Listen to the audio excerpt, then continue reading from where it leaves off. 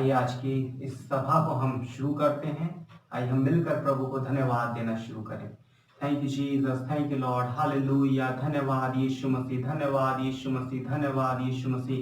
Thank you Jesus, thank you Jesus, thank you Jesus, thank you Jesus, thank you Jesus, thank you Jesus.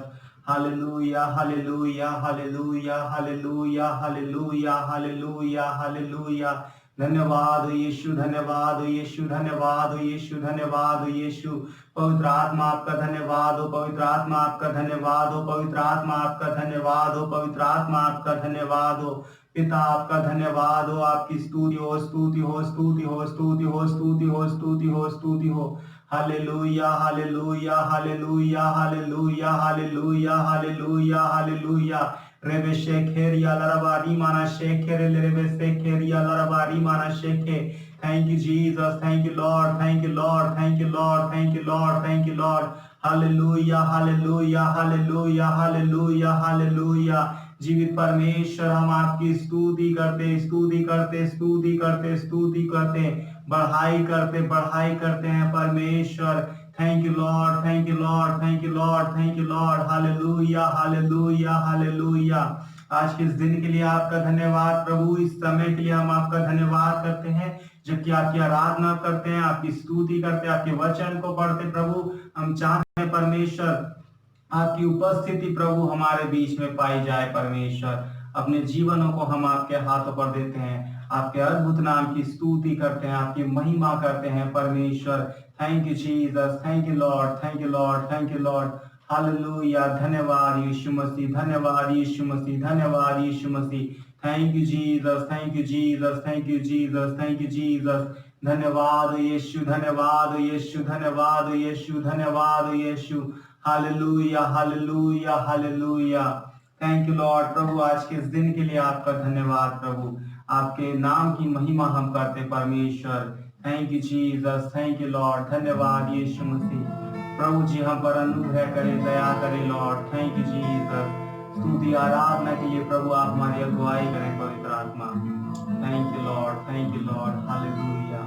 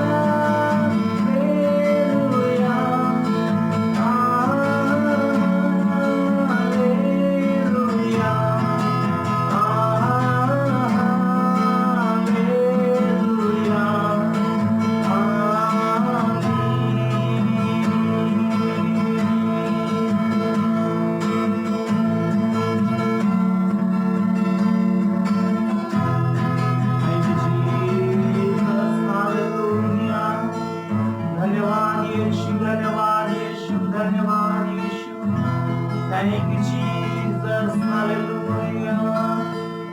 प्रभु आपकी स्तुति हो, आपकी महिमा हो परमेश्वर। थैंक यू जीसस, आपके प्रेम के लिए पिता आपका धन्यवाद हो, आपकी स्तुति हो, आपकी बढ़ाई हो। Thank you Jesus. धन्यवाद उसके आसनों में, आनंद से आए उसके चरणों में।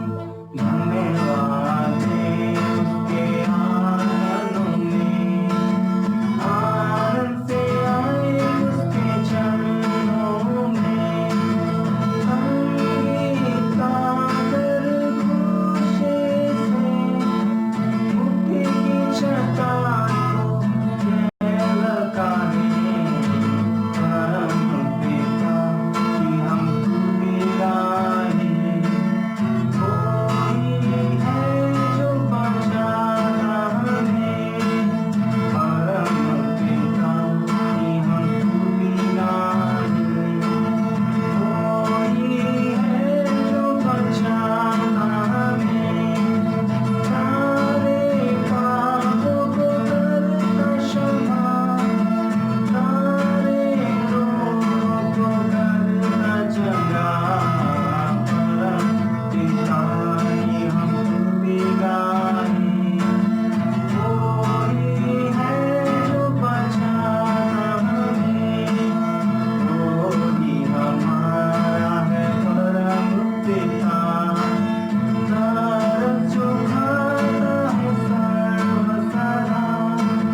कोई हमारा है परम पिता, नरक चुकाता है सर्व सदा। पूरब से पश्चिम जितने को उतनी हो के हमारे गुनाह।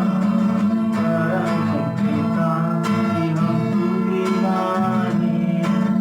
कोई है जो बचाता हमें।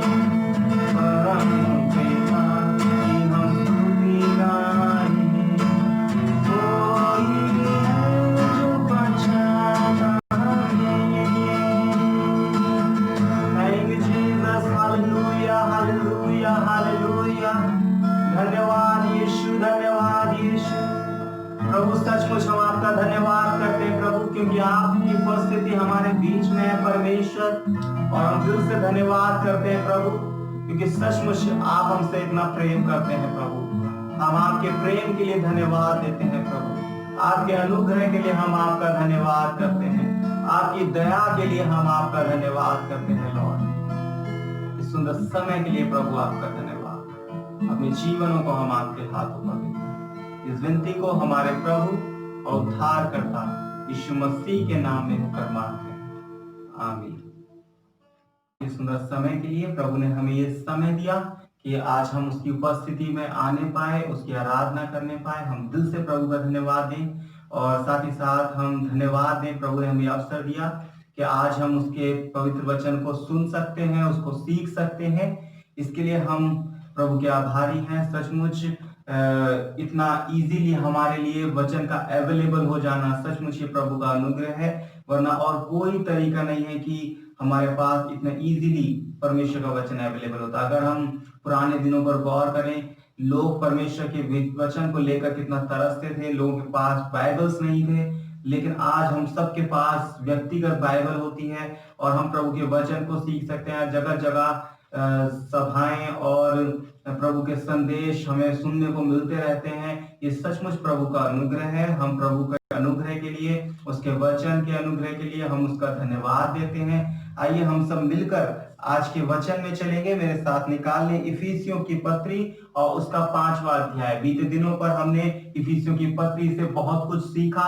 हमने सीखा अपने उद्धार के विषय में, परमेश्वर की महान योजना के विषय में जो उसने हमारे प्रति रखी, और हमने सीखा किस रीति से परमेश्वर ने पूरी मानव जाति का उद्धार किया, किस तरीके से परमेश्वर ने पूरी मानव जाति को छुड़ाया। हमने देखा किस तरीके से परमेश्वर ने यीशु मसीह को भेजा और उसने पूरी मानव जाति के लिए अपने प्राण दिए। वो मारा गया, गाड़ा गया, तीसरे दिन मुर्दों में से जिंदा हुआ, और उसके साथ केवल वही जिंदा नहीं हुआ बल्कि हम भी उसके साथ जिलाए गए। और जब वो स्वर्ग पर चढ़ गया, परमेश्वर की दाहिनी ओर जा बैठा, हम भी उसके साथ स्वर्गीय स्थानों में बैठाए गए। और ये सब बातें हमने प्रभु के वचन से सीखी। हमने सीखा क्या हमारा मसीह में अधिकार है, कितना सामर्थ, कितना प्रेम परमेश्वर की ओर से हमें मिला है। हमने देखा कि किस रीति से हमें कलीसिया में एकजुट होकर के रहना है। परमेश्वर ने हर एक प्रकार की बाउंड्रीज को, हर एक प्रकार की दीवार को जो परमेश्वर के और कलीसिया के मध्य में थी, या फिर कलीसिया के अन्य लोगों के बीच में, अन्य वर्गों के बीच में थी, उन सब को यीशु मसीह में हटा दिया है और हम सब को एक देह बनाया है। और हम सब मसीह की एक देह हैं, उसकी आत्मा से परिपूर्ण है, उसके अभिषेक से भरे हुए हैं, और हम सब मिलकर एक देह को बनाते हैं, और वो देह परमेश्वर की महिमा करती है। आज हम कुछ और परमेश्वर के वचन से सीखेंगे। हम सीखेंगे किस तरीके का जीवन परमेश्वर हमसे चाहता है। मेरे प्रियो, as a son of God, as a daughter of God, as children of God, हमारी बहुत सारी जिम्मेदारी है। परमेश्वर ने हमें मसीह में जब बुलाया है तो एक बड़ी योजना के तहत बुलाया है, और परमेश्वर चाहता है कि हम वैसा जीवन जिए, हम उस योजना को फुलफिल करें। परमेश्वर ने हमारे लिए एक योजना को डिजाइन किया है, परमेश्वर ने एक योजना को बनाया है, और परमेश्वर चाहता है कि हम उस योजना के अनुसार अपने जीवन को जिए, हम उस बुलाहट के अनुसार अपने जीवन को बनाएं। और हम परमेश्वर हमसे चाहता है कि हम उसके द्वारा तब्दील किए जाएं। देखिए, हम खुद से खुद को नहीं बदल सकते, लेकिन परमेश्वर हमें बदलते हैं। जब हम परमेश्वर की उपस्थिति में जाते हैं, उसके वचन का अध्ययन करते हैं, उसकी आत्मा में प्रार्थना करते हैं, उसकी आत्मा की उपस्थिति में बैठते हैं, सचमुच परमेश्वर का वचन, परमेश्वर का आत्मा हमें ट्रांसफॉर्म करता है और हमें बदलता है उसकी योजना के अनुसार, उसकी इच्छा के अनुसार। और केवल इतना ही नहीं, लेकिन परमेश्वर का वचन हमें एक और चीज सिखाता है कि हमें अपने अंदर हमारे आत्मा के फलों को भी लगने देना है। हमें अपने जीवन से ऐसे कार्य को करना है जिससे प्रभु की महिमा हो। इफिसियों की पत्री में ही हमने पढ़ा कि हमारा जो उद्धार हुआ है वो विश्वास के द्वारा, अनुग्रह से हमारा उद्धार हुआ है। इसमें हमारे कर्मों का कोई भी पार्ट नहीं है, कोई भी भाग नहीं है, लेकिन वहां पर लिखा है कि हम परमेश्वर में, मसीह में भले कामों के लिए सृजे गए हैं। प्रभु ने जब हमें बुलाया, प्रभु ने जो हमें बचाया, तो केवल हमारा उद्धार नहीं किया, बल्कि हमारी योजना भी बनाई कि हम मसीह में भले कामों को करें, हम परमेश्वर के राज्य को प्रकट करें, परमेश्वर की महिमा को प्रकट करें। यीशु मसीह ने परमेश्वर के वचन में कहा मत्ती रचित सुसमाचार में कि तुम्हारी ज्योति मनुष्यों के सामने चमके, ताकि वो तुम्हारी नहीं बल्कि तुम्हारे स्वर्गीय पिता की महिमा करें। मेरे प्रियो, परमेश्वर चाहता है कि हमारे जीवन से परमेश्वर के काम प्रकट हों, हमारे जीवन से परमेश्वर की भलाई प्रकट हो, हमारे जीवन से परमेश्वर की ज्योति प्रकट हो। लोग कैसे जानेंगे कि परमेश्वर भला है? लोग कैसे जानेंगे कि परमेश्वर सामर्थी है? लोग कैसे जानेंगे कि परमेश्वर का क्या कैरेक्टर है, परमेश्वर का क्या स्वभाव है? वो हमारे जीवन में जब परमेश्वर को देखेंगे, वो जब हमारे जीवन से परमेश्वर के स्वभाव को देखेंगे, जब हमारे जीवन से परमेश्वर की सामर्थ्य को देखेंगे, तब उन्हें विश्वास होगा कि सचमुच परमेश्वर सामर्थ्य है, इनका परमेश्वर, इनका पिता योग्य है। हालेलुया। मेरे प्रियो, हमें अपने जीवन को परमेश्वर की योजना के अनुसार तैयार करना जरूरी है। हम उद्धार पाने के लिए भले काम नहीं करते, लेकिन हम भले काम इसलिए करते हैं क्योंकि हम उद्धार पाए हुए लोग हैं। हम परमेश्वर को प्रसन्न करना चाहते हैं, ना कि उद्धार पाना चाहते हैं। हमारे जो भलाई के कार्य हैं, हमारे जो अच्छे कार्य हैं, हमारे जो धार्मिकता के कार्य हैं, वो हमारे उद्धार पाने के लिए नहीं, क्योंकि हम ऑलरेडी उद्धार पा चुके हैं। हम एक्सेप्ट किए जाने के लिए नहीं, क्योंकि हम ऑलरेडी मसीह में एक्सेप्ट किए गए हैं। हम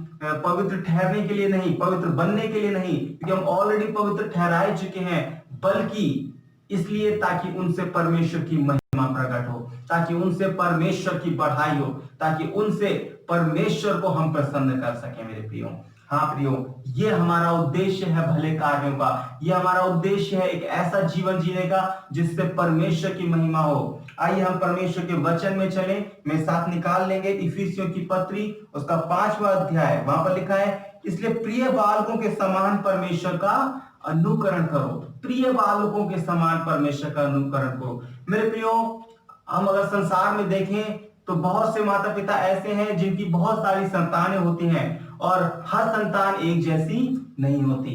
कुछ संतानें अच्छी होती हैं, कुछ प्रिय होती हैं और कुछ प्रिय नहीं होती। अगर हम उड़ाऊ पुत्र के दृष्टांत को देखें तो शुरुआत में हम पाते हैं कि जो छोटा बेटा था उसने अपने पिता का तिरस्कार किया, वो अपने पिता की संपत्ति को लेकर चला गया अपने पिता से दूर और अपना सब कुछ व्यर्थ कामों में बिताया।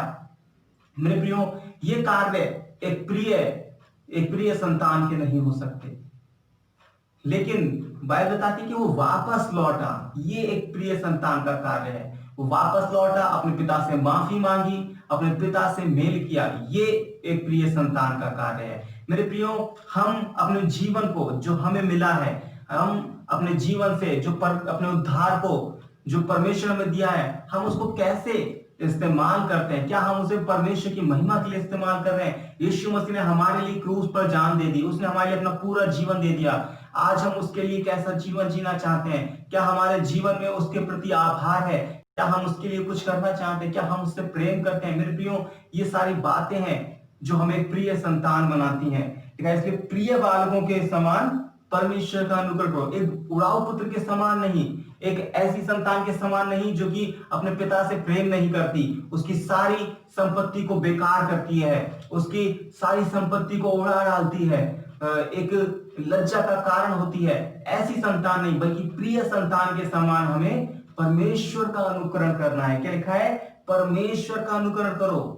आज हम किसका अनुकरण कर रहे हैं? हाँ, हम बचाए जा चुके हैं, लेकिन क्या हम बचाए जाने के बाद परमेश्वर का अनुकरण कर रहे हैं? या आज भी हम अपने जीवनों में सांसारिक लोगों का अनुकरण कर रहे हैं, सांसारिक बातों का अनुकरण कर रहे हैं, शैतान का अनुकरण कर रहे हैं? मेरे प्रियो, बहुत सी बार हम जब मसीह लोगों के जीवन को देखते हैं, हमें लगता है कि शायद ये परमेश्वर का अनुकरण नहीं कर रहे। मेरे प्रियो, हमें अपने जीवन में परमेश्वर का अनुकरण करना है। हम परमेश्वर का अनुकरण करने के लिए बुलाए गए हैं। हमें परमेश्वर को फॉलो करना है। जैसा हमारे परमेश्वर का स्वभाव है वैसा हमारा स्वभाव हो, जैसा मसीह का स्वभाव है वैसा ही हमारा भी स्वभाव हो। जैसे मसीह के कार्य थे वैसे ही हमारे भी कार्य हों। बाइबल में लिखा है, और प्रेम में चलो जैसे मसीह ने भी तुमसे प्रेम किया। परमेश्वर चाहता है कि हम प्रेम में चलें, हम आपस में प्रेम रखें, हम एक दूसरे से प्रेम रखें। कैसा प्रेम? जैसा मसीह ने तुमसे प्रेम किया। मेरे प्रियो, हम इसलिए प्रेम नहीं कर रहे हैं कि मसीह हमसे प्रेम करेगा, बल्कि हम इसलिए प्रेम कर रहे हैं क्योंकि मसीह ने हमसे प्रेम किया। और परमेश्वर कह रहा है वैसा प्रेम करो लोगों से जैसा तुमने मसीह से पाया है। मेरे प्रियो, हमने कैसा प्रेम मसीह से पाया है? बाइबल बताती है यीशु मसीह ने निस्वार्थ प्रेम हमसे किया, बिना किसी लालच के, बिना किसी लोभ के उसने हमारे लिए क्रूस पर अपनी जान दी, उसने हमसे प्रेम किया। और परमेश्वर चाहता है कि हम वैसा ही प्रेम दूसरों से करें, वैसा ही प्रेम हम आपस में रखें। यीशु ने कहा जब तुम आपस में प्रेम रखोगे तो इसी से लोग जानेंगे कि तुम मेरे चेले हो। मेरे प्रियो, हमें आपस में प्रेम रखने के लिए बोला गया है, एक अच्छा स्वभाव प्रकट करने के लिए बोला गया है, परमेश्वर की संतान के समान जीवन जीने के लिए बोला गया है। परमेश्वर इसलिए आपको नहीं कहता कि आप परमेश्वर की संतान बनकर संतान के समान जिए, क्योंकि ऐसा करने से आप परमेश्वर की संतान बन जाएंगे, लेकिन परमेश्वर आपसे इसलिए कहता है कि आप ऑलरेडी परमेश्वर की संतान है और परमेश्वर चाहता है कि आप वैसा जीवन जिए। आपको कोई ऐसा काम करने के लिए नहीं बोला जा रहा है जिसको करने से आप कुछ बनेंगे, बल्कि आपको ऐसा काम करने के लिए बोला जा रहा है जो कि आप खुद हैं, आपको मालूम नहीं है आप क्या हैं। आपको वैसा जीवन जीना है जैसा परमेश्वर आपको बताता है। परमेश्वर बताता है कि आप मसीह में बचाए गए हैं, छुड़ाए गए हैं, आप उद्धार पाए हुए लोग हैं, आप इस संसार को पार करके जीवन में प्रवेश कर चुके हैं, आप परमेश्वर की संतान हैं। और जब आप परमेश्वर की संतान हैं, आपका जीवन, आपका स्वभाव, आपके कार्य परमेश्वर के जैसे होने हैं। लोगों को देखकर लगना चाहिए कि हाँ, हम परमेश्वर की संतान हैं। और अगर लोगों को नहीं लग रहा तो कहीं ना कहीं हम वैसा जीवन जी नहीं रहे हैं। हम अपने जीवन में निर्णय लें कि हम परमेश्वर को फॉलो करेंगे, हम उसके वचन के अनुसार जीवन जिएंगे, उसके वचन के अनुसार विश्वास करेंगे।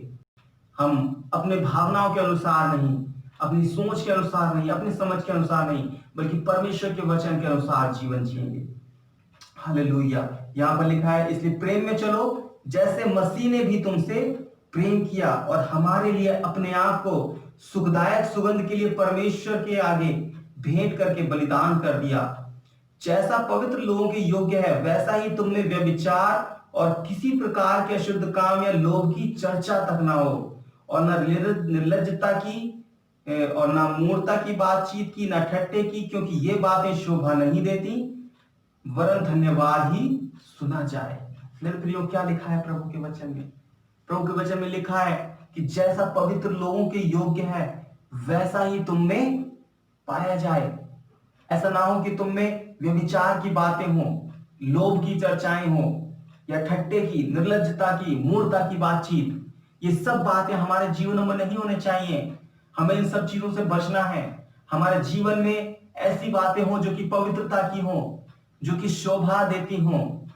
ये अशोभनीय बातें हमारे जीवन से दूर हो। लिखा है वरन धन्यवाद ही सुना जाए। हमारे जीवन से धन्यवाद सुनना चाहिए लोगों को। क्या आज हम अपना जीवन लोगों को क्रिटिसाइज करने में बिता रहे हैं या लोगों को धन्यवाद देने में? क्या हमारे जीवन धन्यवाद से भरे हुए हैं या क्रिटिसिज्म से भरे हुए हैं, आलोचना से भरे हुए हैं? मेरे प्रियो, हम अपने जीवन से आलोचनाओं को दूर करें और अपने जीवन को धन्यवाद से भरें। परमेश्वर के प्रति धन्यवाद से भरें, परमेश्वर के प्रेम से भरें, लोगों से प्रेम करें, परमेश्वर का प्रेम लोगों को दें। जिस प्रेम को मसीह ने आपसे किया वो प्रेम हमें दूसरों के साथ बांटना है। लिखा है क्योंकि तुम जानते हो कि किसी व्यभिचारी या अशुद्ध जन या लोभी मनुष्य की जो मूर्ति पूजक है, मूर्ति पूजक के बराबर है, मसीह और परमेश्वर के राज्य में मीरास नहीं। कोई तुम्हें व्यर्थ बातों से धोखा ना दे, क्योंकि इन्हीं कामों के कारण परमेश्वर का क्रोध आज्ञा ना मानने वालों पर भड़कता है। इसलिए तुम उनके सहभागी ना हो, क्योंकि तुम तो पहले अंधकार में थे परंतु अब प्रभु में ज्योति हो, और ज्योति की संतान के समान चलो। हालेलुया। प्रभु का वचन यहाँ पर हमें सिखाता है क्योंकि तुम जानते हो, क्या जानते हो कि चाहे कोई व्यभिचारी हो, अशुद्ध जन हो, लोभी मनुष्य हो, और ये सब कैसे हैं? मूर्ति पूजक के समान है, मूर्ति पूजा के समान है। इनमें से कोई भी जन परमेश्वर के राज्य में प्रवेश नहीं करेगा। इसलिए परमेश्वर हमें इन कामों से बचने की सलाह देता है। और हम कैसे इन कामों से बच सकते हैं? इन कामों को करने वाले लोगों से भी हम बचें। हम अपने आप को इन कामों से बचा करके चलें। इसका मतलब ये नहीं है कि हम लोगों से बात करना छोड़ दें, लेकिन इन कामों में लोगों के साथ सहभागी ना हो। यहां पर लिखा है क्योंकि इन्हीं कामों के कारण परमेश्वर का क्रोध आज्ञा ना मानने वालों पर भड़कता है। किन पर भड़कता है? आज्ञा ना मानने वालों पर, अर्थात सांसारिक लोगों पर। आज क्यों परमेश्वर सांसारिक लोगों से क्रोधित है? क्योंकि वो ये काम करते हैं। लेकिन परमेश्वर नहीं चाहता कि आप इन कार्यों में फंसें, आप इन कार्यों को करें। इसीलिए लिखा है 7वें पद में, इसलिए तुम उनके सहभागी ना हो। परमेश्वर नहीं चाहता कि आप उनकी सहभागिता रखें, आप उनके साथ अधिक समय बिताएं। कहीं ऐसा ना हो कि आप भी उन्हीं के समान ही कार्य करना शुरू कर दें और परमेश्वर आपसे भी अप्रसन्न हो। मेरे प्रियो, हमें ऐसी संगति से बचना है। जो लोग आलोचनाओं में लगे हुए हैं, जो लोग बुराई करने में लगे हुए हैं, जो लोग व्यभिचार की बातें करते हैं, जो लोग ठट्ठे की बातें करते हैं, अशोभनीय बातें करते हैं, हमें उनसे अपने आप को सेपरेट करके चलना जरूरी है। हम उनसे बातचीत करें, उनसे प्रेम प्रकट करें, लेकिन उनके साथ उनके बुरे कार्यों में सहभागी ना हो। हम उनसे संगति करें, उनसे मिलें, क्योंकि अगर हम उनसे मिलेंगे नहीं तो हम कैसे परमेश्वर के प्रेम को उनके साथ बांट पाएंगे। लेकिन उनके बुरे कार्यों में हम संगति ना करें, उनके साथ बुराई में सहभागी ना हो। हालेलुया। हमें प्रियो, परमेश्वर वचन वार्न करता है ऐसे कार्यों के प्रति, क्योंकि परमेश्वर ऐसे कार्यों से नफरत करता है। ऐसे कार्यों के वजह से परमेश्वर का क्रोध मनुष्यों पर भड़कता है और हम उसके कारण ना बने। हमें परमेश्वर के प्रेम के कारण बनना है। हमें परमेश्वर के अनुग्रह को लोगों तक पहुंचाना है, ना कि परमेश्वर के न्याय को, परमेश्वर क्रोध को। हमें लोगों को उससे बचाना है। इसीलिए हम बुरे कार्यों में लोगों के सहभागी ना हो। तुम उनके सहभागी ना हो, क्योंकि तुम तो पहले अंधकार थे परंतु अब प्रभु में ज्योति हो। हाँ, एक समय था जब हम ये कार्य करते थे। हाँ, एक समय था जब हम इन चीजों में अपना जीवन बिताते थे, क्योंकि तब हम अंधकार में थे। लेकिन अब आप अंधकार में नहीं है। इसलिए अब आप और हम अंधकार नहीं है, बल्कि क्या लिखा है यहाँ पर? अब हम क्या है? ज्योति हैं। हालेलुया। अब हम ज्योति की संतान है, अर्थात परमेश्वर की संतान है। परमेश्वर ज्योति और हम उसकी संतान। परमेश्वर बड़ी ज्योति और हम उसकी छोटी छोटी ज्योतियां हैं। और हमें अपना जीवन एक ज्योति के समान जीना है। ज्योति को कहाँ रखा जाएगा? ज्योति को अंधकार में ही रखा जाएगा। ऐसे लोगों के ही बीच में रखा जाएगा जहां पर गड़बड़ियां हैं, जहां पर व्यभिचार है, जहां पर लोभ की बातें हैं, जहां पर पाप है। लेकिन हमें अपने जीवन को उनके जीवन जैसा नहीं बनाना है, उनके साथ मिलकर उनके जैसे कार्य नहीं करने हैं, बल्कि हमारा जीवन ऐसा होना चाहिए कि भले ही हम उनके बीच में हैं, लेकिन हमारे जीवन का प्रभाव उन पर पड़े। अंधकार का प्रभाव रोशनी पर नहीं पड़ता, बल्कि रोशनी का प्रभाव अंधकार पर पड़ता है। और जब रोशनी आती है तो अंधकार मिटता चला जाता है। मेरे प्रियो, हमारे जीवन से लोगों के जीवन बदलने चाहिए। जब हम लोगों के बीच में जाएं, एक गवाही वहां पर पहुंचे कि वो अपने बुरे कार्य करना छोड़ दें, उनके जीवनों से बुराइयां कम हो जाएं। मेरे प्रियो, ऐसा हो सकता है जब हम परमेश्वर के साथ जीवन जिएंगे, जब हम अपना ज्यादा से ज्यादा समय पवित्र आत्मा के साथ बिताएंगे, उसके वचन के साथ बिताएंगे, परमेश्वर हमारे स्वभाव को बदलेगा, हमारे जीवन को बदलेगा। और हम जब उन लोगों के बीच में जाएंगे, परमेश्वर उनके लिए उन लोगों के जीवनों को भी स्पर्श करेगा, उन लोगों के जीवनों को भी बदलेगा। आपकी प्रेजेंस में वो गलत काम करने के बारे में सोचेंगे, आपकी प्रेजेंस में वो गलत बातें करने से हिचकिचाएंगे। मेरे प्रियो, तब परमेश्वर का आत्मा उनके जीवनों में कार्य करेगा, उनके जीवनों को बदलना शुरू करेगा। आगे पढ़ेंगे हम। आगे लिखा है प्रभु के वचन में, और यह क्योंकि ज्योति का फल सब प्रकार की भलाई और धार्मिकता और सत्य है। हालेलुया। ऐसा हमारा जीवन होना है जिसमें सब प्रकार की भलाई, सब प्रकार की धार्मिकता और सब प्रकार का सत्य हो। और यह परखो कि प्रभु को क्या भाता है, अंधकार के निष्फल कामों में सहभागी ना हो, वरन उन पर उलाहना दो, क्योंकि उनके गुप्त कामों की चर्चा भी लज्जा की बात है। पर जितने कामों पर उलाहना दिया जाता है वे सब ज्योति में प्रकट होते हैं, क्योंकि जो सब कुछ को प्रकट करता है वह ज्योति है। और इस कारण वह कहता है, हे सोने वाले जाग और मुर्दों में से जी उठ, तो मसीह की ज्योति तुझ पर चमकेगी। मेरे प्रियो, यहाँ पर क्या लिखा है? परमेश्वर वचन क्या कह रहा है हमसे? परमेश्वर वचन कह रहा है कि अंधकार के निष्फल कामों में सहभागी ना हो, वरन उन पर उलाहना दो। परमेश्वर ने आपको इसलिए नहीं बुलाया कि आप लोगों के साथ मिलकर लोगों जैसे कार्य करें। परमेश्वर ने आपको इसलिए नहीं बुलाया कि जैसा लोग जीवन जी रहे हैं आप भी उनके साथ में जाएं और वैसा ही जीवन जीना शुरू कर दें। जैसी बातें वे कर रहे हैं वैसा ही बातें आप भी उनके साथ में करना शुरू कर दें। बल्कि परमेश्वर ने आपको इसलिए बुलाया है, परमेश्वर ने आपको और मुझे इसलिए बुलाया है कि जब हम उनके बीच में जाते हैं तो हम उनके जैसी बातें ना करें, बल्कि उन पर उलाहना दें। लिखा है, उन पर उलाहना दो। अगर कोई गलत कार्य कर रहा है, हम उन्हें उलाहना दें कि ये चीज गलत है, आप इन चीजों को छोड़िए, इन चीजों का परिणाम बुरा है। हम उन्हें बताएं ताकि वो अपने जीवनों से उन बुराइयों को दूर करें। हम उन्हें बताएं कि ये बातें परमेश्वर को प्रसन्न नहीं करती। परमेश्वर का क्रोध इन बातों के कारण प्रकट होता है। ये बातें हमें परमेश्वर के लोगों को बताना जरूरी है, क्योंकि परमेश्वर उनसे प्रेम करता है। परमेश्वर ने इसीलिए आपको उनके बीच में रखा है कि आप उन बातों को उन पर प्रकट करें। उनके जीवनों में परमेश्वर की ज्योति चमक सके, उनके कार्यों पर आप उलाहना दे सकें, ताकि वे समझ सके कि वो परमेश्वर के विरोध में गलत कर रहे हैं, परमेश्वर का क्रोध उन पर भड़क रहा है, और वो अपने पापों से मन फिरा करके परमेश्वर के पास लौट सकें, अपनी आशा के पास लौट सकें। लिखा है, क्योंकि जो सब कुछ प्रकट करता है वह ज्योति है। इस कारण वह कहता है, हे सोने वाले जाग और मुर्दों में से जी उठ, तो मसीह की ज्योति तुझ पर चमके। मेरे प्रिय, जो सब कुछ प्रकट करता है वो कौन है?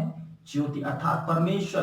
परमेश्वर सब पर प्रकट करता है, परमेश्वर सब कुछ प्रकट करता है। अगर आज हमारे जीवन में कमियां हैं, आज अगर हमारे जीवन में कमजोरियां हैं, अगर आज हम अपने जीवन में गलत चल रहे हैं, परमेश्वर हम पर ये सारी बातें प्रकट कर रहा है, क्योंकि परमेश्वर ज्योति है। और लिखा है, इसीलिए वो कहता है, क्योंकि वो ज्योति है, इसीलिए वो हमसे कहता है, हे सोने वाले जाग और मुर्दों में से जी उठ।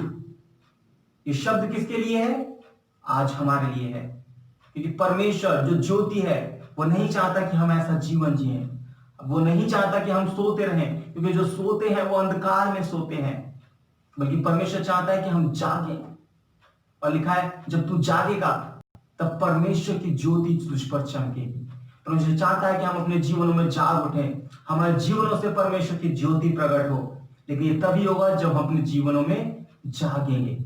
मेरे प्रियो, हमें जाग उठना है। और ये कब होगा? जब हम इस बात को समझेंगे कि हमारा परमेश्वर ज्योति है, हमें उसके जैसा बनना है, हमें उसके जैसा होना है।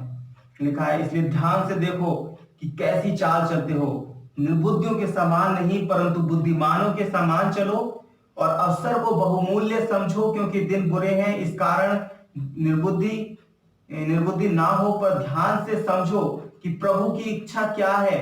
दाखरस से मतवाले ना बनो, क्योंकि इससे लुचपन होता है, पर आत्मा से परिपूर्ण होते जाओ, और आपस में भजन और स्तुति गान और आत्मिक गीत गाया करो, और अपने अपने मन में प्रभु के सामने गाते और कीर्तन करते रहो, और सदा सब बातों में हमारे प्रभु यीशु मसीह के नाम से परमेश्वर पिता का धन्यवाद करते रहो, और मसीह के भय में एक दूसरे से अधीन रहो। हालेलुया।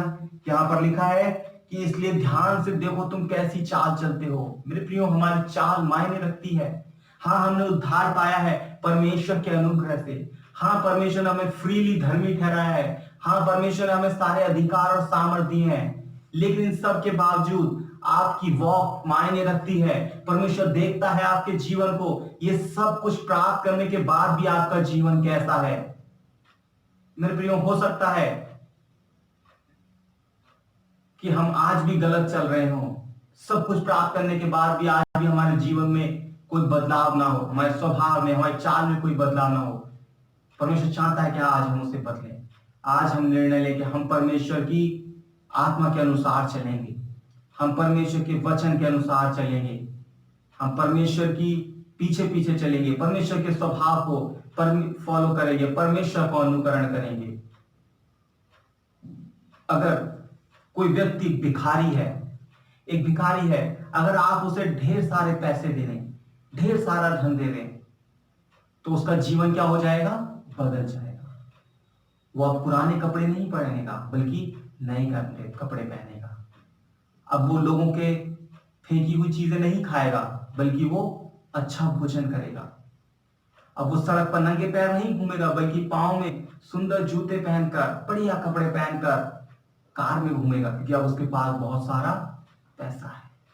उसका जीवन, उसकी चाल बदल जाएगी, उसका स्वभाव बदल जाएगा। अब वो लोगों से मांगेगा नहीं, बल्कि लोगों को देना शुरू कर देगा, वो लोगों को भीख देगा। मेरे प्रियो, लेकिन बहुत सी बार क्या होता है, एक भिखारी जो कि बहुत लंबे समय से भीख मांगता है, उसको सब कुछ मिल गया, उसको इतना पैसा मिल गया कि वो अच्छे कपड़े पहन सकता है, अच्छा खाना खा सकता है, दूसरे भिखारियों को दे सकता है, कार में घूम सकता है, लेकिन फिर भी आज भी वो चौराहे पे खड़ा हुआ भीख मांग रहा है। क्यों? क्योंकि उसने अपने स्वभाव को नहीं बदला। हालांकि उसे सब कुछ मिल गया, लेकिन फिर भी वो सब कुछ उसके लिए व्यर्थ है, क्योंकि उसने उनमें से किसी भी चीज को नहीं अपनाया। वो सारी चीजें उसके स्वभाव को, उसके जीवन को बदलने में व्यर्थ ठहरी। क्यों? कि उसने निर्णय लिया कि वो अपने आप को नहीं बदलेगा। मेरे प्रियो, नहीं, हम गलत कर रहे हैं। हमें, जब परमेश्वर ने हमें बदल दिया है, जब परमेश्वर ने हमें सब कुछ दे दिया है, तो हम उसके अनुसार जीवन जिए। हमारा जीवन पृथ्वी के अनुसार नहीं, बल्कि स्वर्ग के अनुसार होना है। हमारा जीवन हमारे बुद्धि के अनुसार नहीं, बल्कि परमेश्वर के आत्मा के अनुसार होना है। बाइबल में लिखा है, जितने परमेश्वर के आत्मा के चलाए चलते हैं, केवल वे ही परमेश्वर के पुत्र हैं। मेरे प्रियो, इसीलिए जब हमने चौथे अध्याय में पढ़ा था, पहले बताती है, चौथे अध्याय में जब लास्ट टाइम हम पढ़ रहे थे, इसलिए वहां पर लिखा था कि अपने मन की अनर्थ रीति पर मत चलो, बल्कि आत्मा के अनुसार चलो। मेरे प्रियो, हम अपने मन के अनुसार चलने के लिए नहीं बुलाए गए, बल्कि परमेश्वर के आत्मा के अनुसार चलने के लिए बुलाए गए हैं। हमें परमेश्वर के आत्मा के अनुसार जीना है। लिखा है, कैसा जीवन हमारा होना चाहिए? दाखरस से मतवाले मत बनो। Instead of drinking wine, you should drink the Holi things, you should be filled by the Holi spirit. संसारिक नशा करने की बजाय हम परमेश्वर के आत्मा से परिपूर्ण हो जाएं, हम परमेश्वर के अभिषेक से परिपूर्ण हो जाएं। प्रभु चाहता है कि तुम क्या करो? तुम हमेशा आत्मा में भजन गाते रहो, स्तुति करते रहो, आत्मिक गीतों को गाया करो, अन्य भाषा में गीतों को गाया करो। ऐसा तुम्हारा जीवन हो जाए। आपस में प्रभु के सामने सदा गाते, गुनगुनाते, भजन करते, महिमा करते रहो। लिखा है, और सब बातों में हमारे परमेश्वर प्रभु यीशु मसीह का धन्यवाद दो। लिखा है, मसीह के भय से एक दूसरे के अधीन हो जाओ, एक दूसरे के ऊपर हुक्म मत चलाओ, बल्कि एक दूसरे की आज्ञा पालन करो, एक दूसरे की सहायता करो, एक दूसरे को अपने से बड़ा समझो। खुद को बड़ा नहीं, बल्कि दूसरों को बड़ा समझो। अगर हम ऐसा जीवन जिएंगे तभी परमेश्वर हमसे प्रसन्न हुआ। हम ऐसा जीवन जीने के लिए बुलाए गए हैं। अगर आज आपको लगता है कि ये जीवन जीना मुश्किल है, अपने आप को परमेश्वर के हाथों में दे दें। कहें, प्रभु मैं नहीं कर सकता, लेकिन आप मेरे साथ, मेरे जीवन से कर सकते हैं। मैं ये जीवन नहीं जी सकता, लेकिन आप मेरे जीवन में ये जीवन को जी सकते हैं, क्योंकि आप मेरे जीवन में हैं। हम अपने जीवन को प्रभु के हाथों में सौंप दें। ये आज्ञाएं हमारे लिए इसलिए नहीं है कि अगर इन आज्ञाओं को पूरा नहीं करेंगे तो प्रभु हमें उद्धार नहीं देगा, या हम परमेश्वर के राज्य में नहीं रहेंगे, या परमेश्वर के संतान नहीं कहलाएंगे। नहीं, लेकिन ये एक परमेश्वर की संतान का स्वभाव है, ये परमेश्वर की संतान का जीवन है, ये एक परमेश्वर की संतान का व्यवहार है, उसका कार्य है। और ये हमें करना है क्योंकि हम परमेश्वर की संतान हैं। इसलिए नहीं कि ऐसा करने से हम परमेश्वर की संतान बन जाएंगे, बल्कि इसलिए कि हम परमेश्वर की संतान हैं, इसलिए हमें ये कार्य करने हैं। हालेलुया। मैं सोचता हूं प्रभु का वचन आपको समझ में आया है। मेरे प्रियो, परमेश्वर के वचन के अनुसार हम जीना शुरू करें, परमेश्वर के आत्मा के अनुसार जीना शुरू करें, अपनी भावनाएं और अपने मानसिक विचारों के अनुसार नहीं। मैं समझता हूं कि आपको प्रभु में वचन ने आशीष दी होगी। आइए हम मिलकर के प्रार्थना करें और आज के इस वचन को समाप्त करें। Thank you Jesus, thank you Lord. धन्यवाद यीशु मसीह। प्रभु हम धन्यवाद देते हैं आज के समय के लिए, आपकी सुंदर उपस्थिति के लिए। परमेश्वर प्रभु, आपने अपने वचन के द्वारा हम सभी से बातचीत की। प्रभु धन्यवाद। हमारे जीवन की इन सारी कमियों को दूर करें परमेश्वर। जैसा आपका वचन बताता है वैसा हमारा स्वभाव हो सके परमेश्वर, ताकि प्रभु हमारे जीवन से हमारी नहीं वरन आपकी महिमा प्रकट हो सके। प्रभु प्रिवा शाखा लारा बारा बारा मना सखा लाहे लारा बा शांदर बा सखारी अंदर ना सेके लेरेवे शोखो रीबे लेरेवे सेखे रिया लाहे लेरेवे शेके। प्रभु सुनने वाले हर एक जन को प्रभु आप आशीषित करें, अपने आत्मा से भरे परमेश्वर। ऐसा जीवन दे परमेश्वर पिता कि प्रभु उनका जीवन प्रभु ज्योति की संतान का जीवन हो परमेश्वर। ओ प्रभु अंधकार के समान नहीं, अंधकार के लोगों के समान नहीं, उनके जैसे कार्य नहीं प्रभु, वरन आपके जैसे कार्य हो परमेश्वर, ताकि आपके स्वभाव को हम इस संसार में प्रकट कर सकें, ताकि आपकी महिमा को हम इस संसार में प्रकट करें परमेश्वर। रवा शांदा रवा सोखो रिबेबे लेरेबे सेखे रिया रवा रवा रूबा रहे लरवा सोखो रिबेबे लेरेबे सेखे रिया रंदरना सेखे लेरेबे सेखे। प्रभु जो लोग अंधकार में है प्रभु, उनके ऊपर प्रभु आपकी ज्योति चमके परमेश्वर। हाँ प्रभु, हर एक प्रभु व्यक्ति प्रभु जो सोया हुआ है प्रभु, वो मुर्दों में से जाग उठने पाए परमेश्वर, वो आपके साथ जुड़ जाए मेरे परमेश्वर प्रभु, ताकि प्रभु उनके जीवन से आपकी महिमा प्रकट हो सके परमेश्वर राजा। Hallelujah hallelujah hallelujah. रेबे शेखे रेबे रेबे रहेंद्र वशी खरमुना सीतलरवा शथरवा कोरिबारंदर नवासेखे लेरेबे सेखे रेबे लेरेबे सेखे। प्रभु आज के वचन के लिए धन्यवाद प्रभु, आपने हमारे साथ में अनुग्रह किया प्रभु, उसके लिए धन्यवाद। हमारे साथ संगति की प्रभु, उसके लिए धन्यवाद प्रभु। अपने वचन से, अपने आत्मा से हमें भरा प्रभु, उसके लिए धन्यवाद। सारा आदर, सारी महिमा आपको देते हैं।